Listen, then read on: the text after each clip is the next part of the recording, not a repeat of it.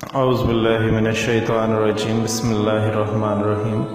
Islamic teacher کی جانب سے میں اپنی تمام بہن بھائیوں کو السلام علیکم کہتا ہوں۔ محرم کے مہینے میں ہمارے ہاں ایک اور بہت بڑا مسئلہ ہے، اللہ پاک ہم سب کی حفاظت فرمائے۔ وہ ہے نکاح کا مسئلہ کہ لوگ عموماً محرم کے مہینے میں نکاح کرنا جرم سمجھتے ہیں اور نکاح کرنا حرام سمجھتے ہیں۔ نکاح کے بارے میں بنیاد سمجھ لیں تو پھر ساری باتیں آسان ہیں۔ حضور اکرم صلی اللہ علیہ وسلم نے فرمایا، النکاح من سنتی، نکاح میری سنت ہے۔ یہ روایت صحیح مسلم کے اندر موجود ہے۔ اللہ کے نبی کا ارشاد ہے کہ نکاح میری سنت ہے۔ اللہ کے نبی کی سنت عبادت ہوتی ہے، اور عبادت تو ہر مہینے میں ہو سکتی ہے، رمضان میں بھی ہے اور محرم میں بھی ہے۔ عبادات کے جو شریعت نے اوقات رکھے ہیں ان اوقات میں عبادت کرنی چاہیے۔ نکاح ایک ایسی عبادت ہے کہ جس کے لیے کوئی مہینہ مقرر نہیں ہے، کوئی دن مقرر نہیں ہے، جب چاہے نکاح کر سکتے ہیں، اس کی شریعت پر کوئی پابندی نہیں ہے۔ تو نکاح اللہ کے پیغمبر کی سنت ہے، لہٰذا نکاح کے معاملے میں یہ الجھن اپنے دماغ سے نکال دیں کہ محرم میں نکاح کرنا جرم ہے۔ اور عجیب بات یہ ہے کہ خود نبی کریم صلی اللہ علیہ وسلم کی 11 ازواج مطہرات ہیں، 11 ہماری امہات مومنین ہیں، 9 بیویاں بیک وقت آپ کے نکاح میں تھیں۔ ویسے آپ کے ازواج مطہرات کی تعداد بھی 11 ہے۔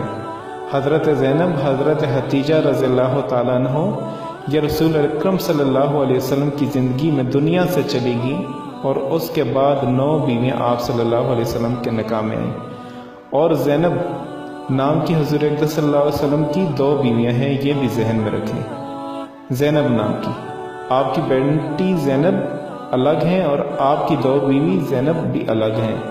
رسول اللہ صلی اللہ علیہ وسلم نے جو سب سے پہلا نکاح کیا ہے حضرت حتیجہ رضی اللہ تعالیٰ عنہ سے، اس کے بارے میں روایت میں ہے، تزوج محمد صلی اللہ علیہ وسلم حتیجہ یوم عاشور تاریخ الخمیس۔ اللہ کے نبی صلی اللہ علیہ وسلم نے سب سے پہلا نکاح حضرت حتیجہ سے محرم کے اندر کیا ہے، اور 10 محرم کو کیا ہے۔ نبی اکرم صلی اللہ علیہ وسلم نے 10 محرم کو ہوا ہے۔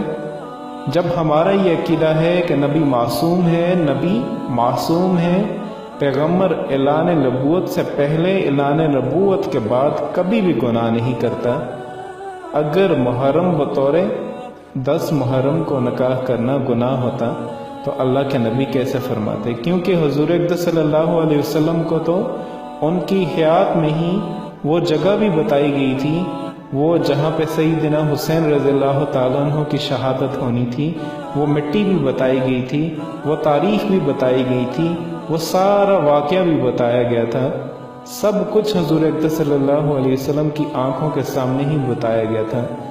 اب آپ صلی اللہ علیہ وسلم کو یہ معلوم بھی ہے، لیکن پھر بھی آپ صلی اللہ علیہ وسلم نے کبھی بھی امت مسلمہ کو یہ نہیں کہا کہ اس مہینے میں نکاح نہیں کرنا چاہیے۔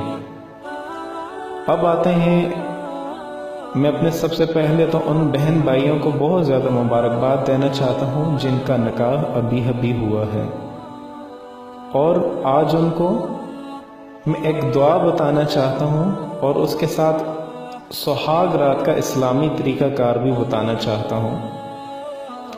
سہاگ رات میں بیوی کے پاس جانا کیسا ہے اور کون سی دعا پڑھنی چاہیے؟ سہاگ رات کو شب زفات کا نام بھی دیا گیا ہے۔ سہاگ رات میں جب ایک مرد، ایک عورت، خاوند اپنی بیوی کے روپ میں زندگی میں پہلی بار ایک دوسرے کے آمنے سامنے آتے ہیں، تو ہمارا معاشرہ اور مذہب انہیں ہر طرح کی آزادی دیتا ہے۔ یہ رات خوابوں کی تعبیر کی رات ہوتی ہے، اور کچھ لمحات ہوتے ہیں، لیکن اس کے ساتھ یہ کسوٹی کے مشکل لمحے بھی ہوتے ہیں کہ عورت کے لیے مرد بھی اور مرد کے لیے عورت بھی کیونکہ مستقبل کی جنسی اور ازواجی زندگی اس امتحانات کی کامیابی پر منحصر ہوتی ہے۔ سہاگ رات دولہا دلہن کے پاس جا کر کے سب سے پہلے تو اسے سلام کریں اور دولہے کو سلام کا جواب دیں۔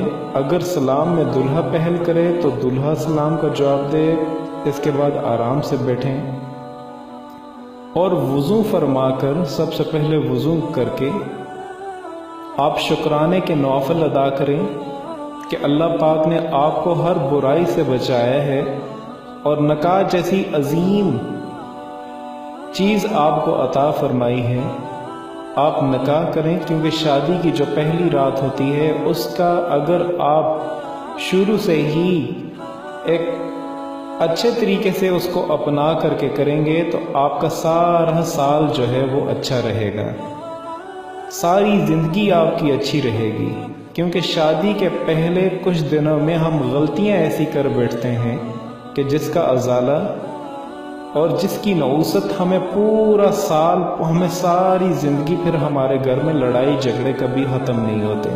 تو اس وجہ سے سب سے پہلے یہ ہرگز مت سمجھیں کہ شادی کے پہلی رات جو ہے وہ مباشرت کی ہی رات ہوتی ہے، بلکہ یہ ایک خوشی کی رات ہے، اور اللہ پاک کا لاکھ لاکھ شکر ادا کریں کہ اس نے آپ کو برائی سے بچا کر کے ہمیشہ ہمیشہ کے لیے ایک نیک اور پاکیزہ رشتہ آپ کو دیا ہے۔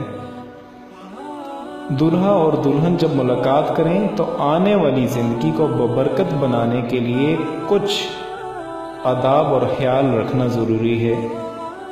اسی وقت دولہا کو اپنا جو ہاتھ ہے وہ دلہن کی پیشانی پہ رکھیں اور اللہ کا نام لینا چاہیے اور اس کی برکت کے لیے دعا کرنی چاہیے۔ نبی کریم صلی اللہ علیہ وسلم نے فرمایا کہ جب تم میں سے کوئی شخص کسی عورت سے شادی کرتا ہے، نکاح کرتا ہے، تو اسے چاہیے کہ اس کی پیشانی پہ ہاتھ رکھ کے اللہ کا نام لے اور برکت کی دعا کرے اور یوں کہے، اے میرے اللہ، میں آپ سے اس کی خیر و برکت اور اس کی پیدائشی عادتوں اور اخلاق کی خیر و برکت کا سوال کرتا ہوں میرے مولا، اور اس کے شر سے، اس کی پیدائشی عادتوں اور اخلاق کے شر سے آپ کی پناہ چاہتا ہوں میرے مولا۔ یہ ابو داؤد میں یہ حدیث مبارکہ رقم کی گئی ہے، آپ یہ دعا کر سکتے ہیں۔ اور جیسے ہی دعا سے فارغ ہو جائیں تو پھر پیار اور محبت اور الفت اور چاہت اور ہمدردی سے نرم لہجے میں حال دریافت کریں، کیونکہ آپ جانتے ہیں کہ بیوی ہزاروں صدمے، اپنے رشتہ داروں کو چھوڑنے کا صدمہ، والدین کو چھوڑنے کا صدمہ اپنے دل میں لے کر کے بیٹھی ہوتی ہے۔ آپ اس سے اچھے لہجے میں بات کریں اور فوراً مباشرت شروع نہ کریں، نرمی اور شفقت کے ساتھ اس سے بات چیت کریں، کیونکہ نبی اکرم صلی اللہ علیہ وسلم نے بیویوں کے ساتھ نرمی سے پیش آنے کی تلقین کی ہے۔ حضرت عائشہ رضی اللہ تعالیٰ عنہ سے روایت ہے کہ رسول اکرم صلی اللہ علیہ وسلم نے فرمایا، مومنین میں کامل ایمان رکھنے والا وہ ہے جس کے اخلاق سب سے اچھے ہوں اور جو اپنی بیویوں سے نرمی اور شفقت سے زیادہ کرتا ہو، شفقت پیش کرتا ہو۔ مزید یہ کہ اگر دلہن کو ذہنی اور جسمانی تکلیف ہو، عزیزوں سے جدائی کا صدمہ ہو، طبیعت پر خوف کے اثرات نمایاں ہوں، پریشان ہو، اس کے ساتھ تسکین اور محبت کی باتیں کی جائیں، اور پھر جب وہ ذہنی طور پہ اس کا بوجھ ہلکا ہو جائے تو آپ اپنے پیار، محبت اور الفت چاہت بری گفتگو سے اسے اپنی طرف مائل کریں، ہلکے پھلکے انداز میں پیار کریں، بوس و کنار کریں تاکہ آپ کی طرف مائل ہو جائے۔ پھر جب بیوی سے صحبت کرنے لگیں تو یہ دعا کریں، جو کوئی صحبت کے وقت اس دعا کو پڑھے گا اس کے ہاں نیک اولاد ہوگی، اور نبی کریم صلی اللہ علیہ وسلم نے فرمایا اس کی اولاد شیطان کے شر سے محفوظ رہے گی۔ نیک دعا، اعوذ باللہ من الشیطان الرجیم، بسم اللہ الرحمن الرحیم، یہ کر کے پھر اسے جو ہے وہ صحبت کرنی چاہیے۔ تو یاد رکھیں یہ وہ ضروری چیزیں ہیں جن کا اگر ہم خیال رکھیں گے تو ہماری آنے والی زندگی خوشگوار ہوگی۔ آنے والی زندگی کبھی بھی ایسا نہیں ہو سکتا کہ لڑائی جھگڑے ہوں۔ شادی کی پہلی رات یہ وہ طریقہ کار ہے اسلام کے مطابق اگر ہم گزاریں گے تو سارا سال ساری زندگی ہماری صحیح گزرے گی۔ کچھ غلطیاں ہم شادی کی پہلی رات کر بیٹھتے ہیں جس کی نوست سے ہمیں سارا سال ساری زندگی لڑائی جھگڑے کا ختم نہیں ہوتے۔ تو آخر میں آپ سے یہ گزارش کرنا چاہتا ہوں، صدقہ جاریہ سمجھ کے آپ دوسروں تک شیئر کریں، اور اس طرح کی مزید اچھی ویڈیوز اور دینی مسائل کے لیے آپ ہمارا چینل اسلامک ٹیچر ضرور سبسکرائب کریں۔ شکریہ۔